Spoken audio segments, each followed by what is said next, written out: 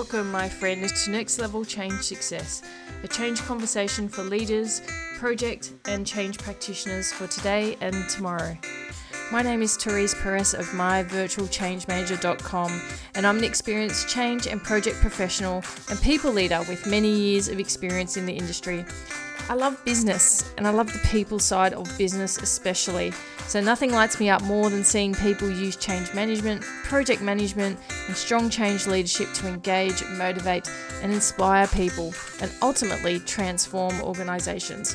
If you've heard about change management and have no idea of what it involves, then you're in the right place. If you know about change management, but you want to take your practices to the next level, then this is where you should be. I'm going to share the stories of my experiences, interview some fantastic people, and I'm going to explore all of the challenges and opportunities that you face in organizations right now. So please join me and let's go and have some fun. Hello, and welcome to another episode of Next Level Change Success. I would like to acknowledge that I am recording on Tharawal country today. Welcome. So, interesting topic about scalable change. And the reason why I wanted to record this episode was because I was commenting on some LinkedIn feed and was a little bit concerned actually at some of the responses that was coming through to the question around small business and change practices. And there were so many change practitioners who were saying, well, change is change. And the change management discipline is no different, whether you're a large organization or a small organization. And there couldn't be anything that's further than the truth. It was very disappointing to see. And all it really showed was the lack of experience that can sometimes take place in relation to change management. And those who haven't worked necessarily on large transformations, haven't had enough industry experience, whether it be in different size organizations, then this is where this myth gets created. The reality is that change management is scalable and must be adapted depending upon the size of the organization and the culture of the organization and the size of the impact of the change that you're working on. All of these things lend itself to a change in approach and really dictate your approach as a change practitioner when it comes to change. So it's really, really important that you're aware of that. And the reason why I talk about this is because I certainly want to dispel that myth. And if you've got someone who is sticking to pure discipline and applying a large scale change model or an in-depth scientific change model into your organization, this is where people will fail. It's overworked, it's over-engineered, they're not adaptable nor flexible, and certainly you need to be able to pick and choose the tools as a change practitioner dependent upon the organization that you're in and the type of change you're working on. So let's talk about some of the aspects in which, certainly through what I have delivered and the changes that I've made, or the adaptability of change models. Let's talk about one of the key things, and that's resourcing. So oftentimes, if you're in a very small organization, you'll often have a change manager who is also the project manager, who's essentially working on the change piece of work, managing risk as they go along. Whether they call it that or not is another thing. And that once again does depend on the culture of the organization that you're working in. You really do need to flex, and there's no doubt that by being a purist, you're actually going to almost erode the confidence in change management through the lack of flexibility. And now that can certainly hold true not just change managers, but project managers.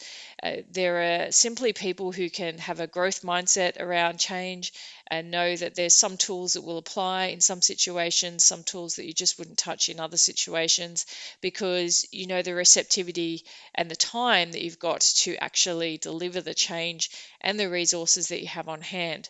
So that inability to flex, which also can be because of really the lack of experience that the change person has, because they only know one way in which to deliver change. These are the things you need to, if you're employing a change manager, you need to look and have a discussion with that individual through the interview process to really be able to understand whether they have that flexibility or whether they're very rigid in their approach, because it will be detrimental to the change. It means that the narrative or the conversation that's going to happen around the change is about the tooling, about definition, about, oh, I want to train everyone on change management so that everyone understands what I'm trying to do. It's actually really counterintuitive and it's counterproductive for small organizations who simply don't have the time or the resource, and they need the job to be done, and they need people to support the business in that and the business leaders.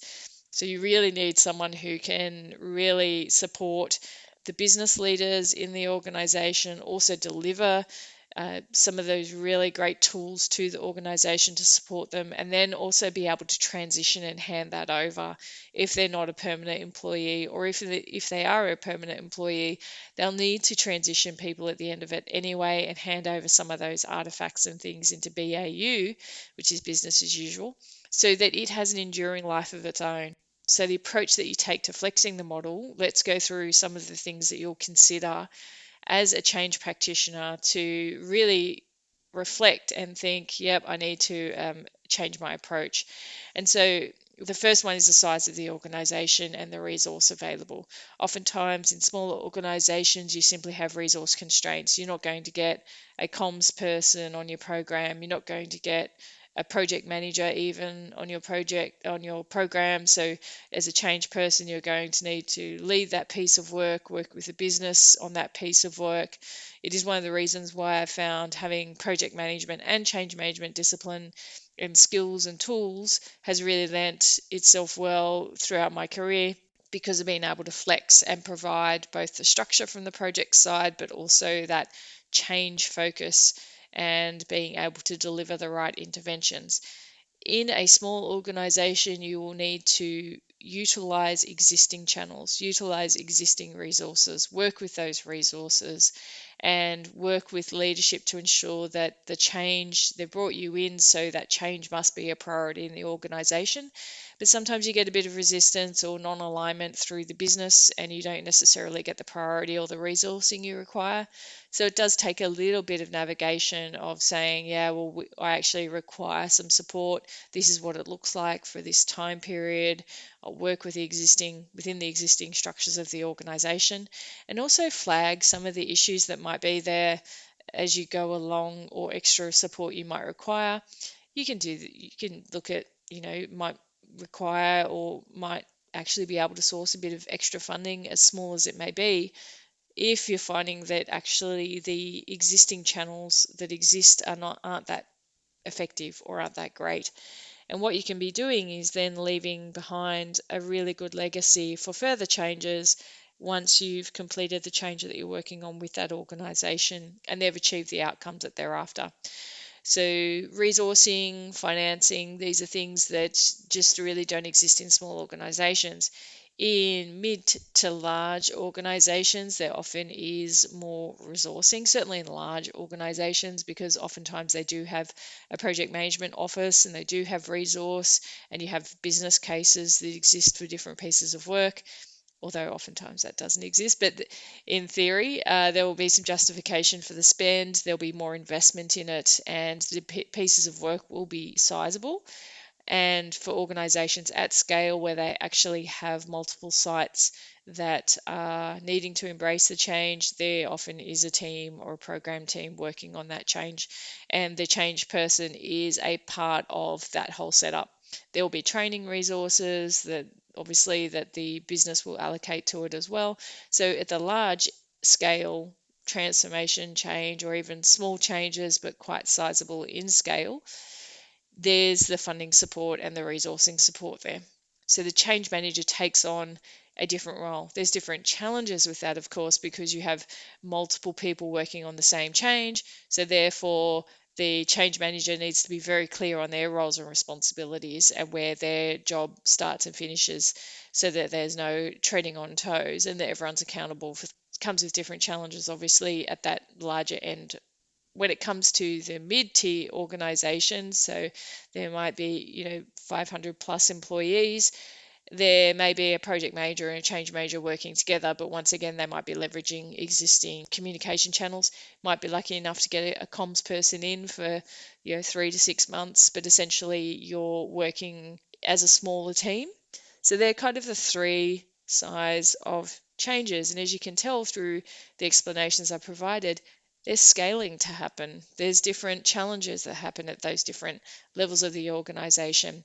There's a little bit more tolerance, I guess, in the pure discipline at the higher end of the spectrum when it comes to large organizations. But still, people don't really want to be taken through this is the process I'm going to be undertaking. They want to know the change story. They want to know what activities they're going to put into place, have that communication happen. There's more sponsorship often needed at the higher end of the change spectrum for large organizations. And when I mean more sponsorship, it's actually about there's more challenge and more time needed to work with the multiple sponsors that you'll have versus a small organization where you might integrate it in their operating rhythm. So if there's operations meetings and things like that, that you're talking with the leaders during that time. In large scale organizations, those meetings are separate and there's steercos that sit. So there's different things that you need to leverage. The main thing is that from a change perspective, the reason why I say change is scalable is because still want to utilize as many of the existing business forums in any size organization and not create too many bespoke or unique forums for your change. Why? Because people just really don't have the time for it in organizations now, even more so than ever, because of the need and the pressures that are happening in organizations around the economic challenge, the need to respond to market changes that have happened, the need to engage employees throughout changes, even more so than ever, to ensure that they're engaged and can own the change and if their leaders lead the change. So time is really even more critical and utilizing it well. And oftentimes organizations will respond positively to people who are looking to leverage existing forums than to people who want to set up their own structure, their own ways of working, rather than really work with the business about how they approach things and blend their change approach into the culture of the organization and their operating rhythm as much as possible if it's not transformational change. So I hope that that dispels some of the myth because it was very, as I said, very, very concerning to see many change people saying change is change is change. It doesn't actually differ when you're in smaller organizations, and you can be sure that I jumped on that chat and clarified that actually you do need to consider there's more resource constraints in small organizations. You won't get the funding support that you need. You need to leverage and be more creative. And when looking at that resource, because I often hear from people around that resource constraint aspect at all ends of the spectrum, it is how you manage the conversation around resourcing. As I said, it's working in with areas of the organization if you're in a small or medium sized organization, just around clarity for that change around the priority. And then getting not just warm bodies, as I say, working on the change. It's actually the right people and utilizing the right capabilities across the organization, but also don't underestimate that there are capabilities that even leaders don't know about across those small organizations or people who can be quite savvy, whether it be in the technology space, whether it be in the communication space, and they're just looking for the opportunity to participate and to grow in their own career and working on a change or partnering with a change manager in a change in those organizations on certain things, not obviously leading the change, but certainly in relation to some of the creative campaigning that can happen around a change, then that can also help their career development. So certainly leveraging that type of expertise and doing a general expressions of interest from staff who might want to partner on the change, obviously in discussion and agreement with their managers, and letting the managers know that that shout out's going to happen around, if anyone's interested in working on this, please put your hand up, and then seeing how you can work with and leverage the existing people in the organization. Oftentimes you will get a lot more engagement. Your change will be a lot more effective because people within the organization, and oftentimes well-known people within the organization, are working on the change with you and helping roll it out at the grassroots level. It helps it stick. It helps the change be better embraced, and it can also help from a culture perspective where the people who you work with make sure that your terminology is right and that it will resonate with those people who you're delivering the change to. So many benefits when it comes to utilizing existing resource and existing people in the organization that you work with in a change when it's small to mid-tier um, changes or organizations that you're working with. Obviously, on a large scale side, you will have more than likely multiple change people working on the program. There might be multiple people sitting across the organization already who are essentially responsible for whether it be operational people or change specific people to work with them on implementing the change itself.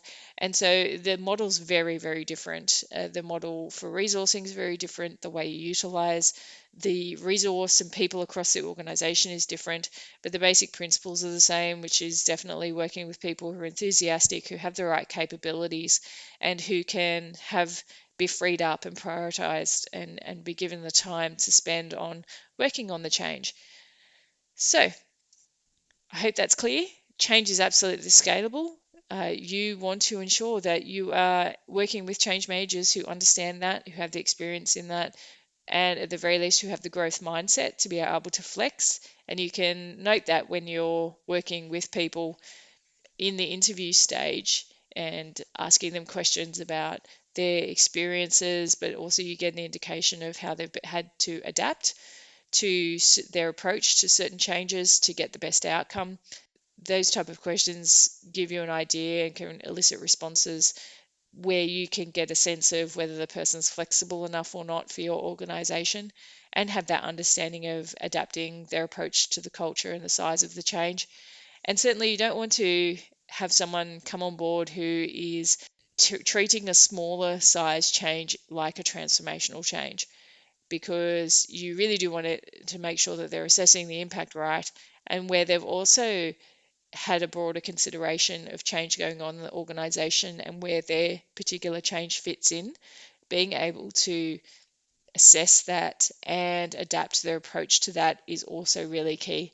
So one size does not fit all when it comes to change management, and you would be concerned at anyone who was approaching it that way. I hope you found this episode helpful. Come visit us at myvirtualchangemanager.com for more tips and tricks in relation to change management. We have some great tools. We have a new impact assessment tool, free impact assessment tool. So if you're working on a change, or if you're leading a change and you're not sure about the size of it or the size of the impact, nor how to approach it, all the things you need to consider with it, jump onto myvirtualchangemanager.com, go and complete the survey, and you'll get some tips and tricks around the change that you're working on, which hopefully will help you and help others in that space. And continue to stay in touch and sign up for our newsletter. Stay informed, keep in touch, and I hope you have a wonderful day.